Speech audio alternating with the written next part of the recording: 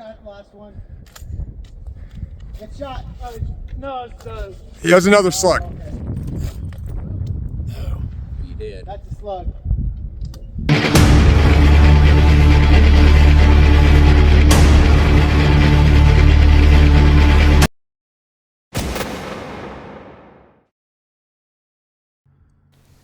So this is stage number 1 of Ian and my first 3-gun competition, and this was actually the last stage that we completed for the day. As you can see, the stage begins with 4 silhouettes the shooter must engage with their pistol. The shooter only needs to place 1 shot within the A zone to neutralize the target, or 2 shots anywhere to neutralize the target. Next, the shooter must run over to the shotgun station and engage a steel gong at 50 yards with a slug. Now I get super lucky here and manage to hit it with my first try, but like an excited idiot, I almost dumped my shotgun. And if I would have let go, I would have not been able to engage the clay targets. Finally, we move over to the range targets, and these final 2 stations were positioned at the 200 to 300 yard mark. Now I peppered up these targets really nice, and if you listen closely, you can hear my impacts.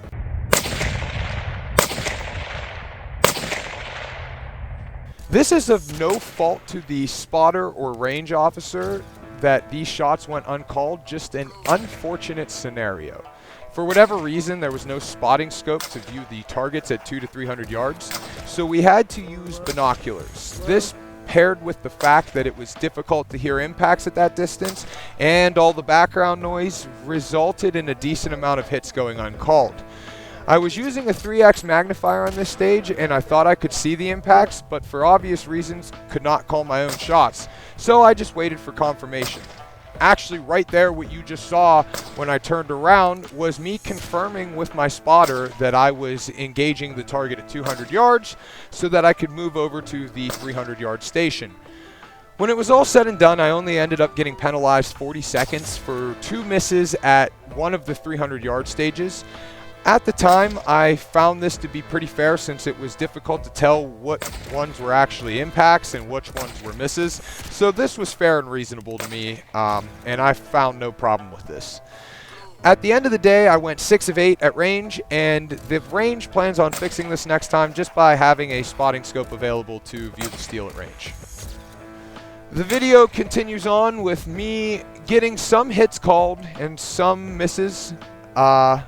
They were actually hits, but we're calling them misses because if the range officer doesn't call it and if the spotter doesn't call it, then it's a miss.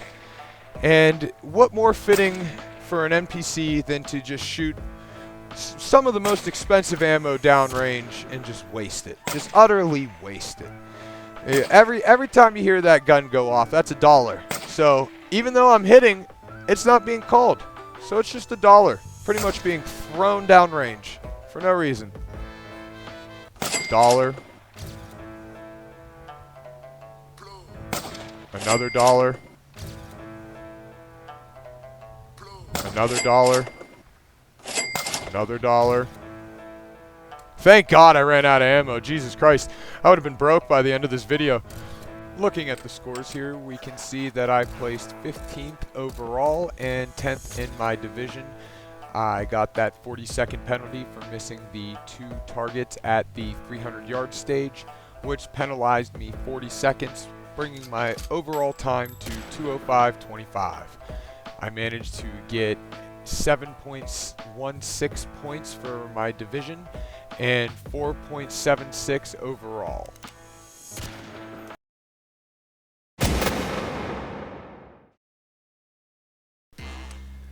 Now I know what you're thinking.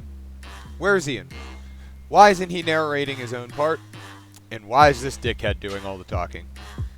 Well, to be honest with you fine folks, the NPC life is a boring one, and the short answer is Ian had some work stuff to do. But that being said, the second verse is the same as the first, and we are now going to watch Ian's stage 1 run. Now, Ian did a lot better on this stage than me.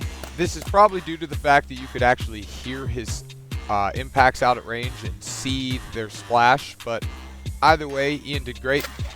I do have to take some credit though, for if I didn't give him this extra slug in his dump pouch coming up, he would have gotten a failure to engage here. And I even asked Ian, Ian, don't you want to take any extra ammo out with you? There's another You know, you slug. only got 2 slugs. What if you miss? We didn't do a lot of drilling with the shotgun at range.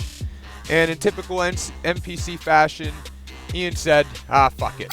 Like a total Chad. Yeah, good But shot, Ian. like a total Chad, Ian managed to hit the gong there with that last shot, and he didn't get a failure to engage. And that was a cool moment to see, to be honest. I know everyone at the range was pretty happy to see it, and it was a feel-good moment. Have that high pressure shot, high tension, and he managed to pull it off. Then Ian boogies on over to the range targets here, and you can see he gets a little indecisive as to where he wants to shoot from, but all in all managed to make short work of it. Me and Ian were out at the range the day before, ensuring our guns were sighted in, and we had a pretty good idea of where we needed to hold on targets to get hits. We took shots at 200 to 300. We were even popping at 400 just to kind of see where we needed to hold. So even though Ian was only using a red dot, he had a pretty good idea and managed to make pretty short work of the course.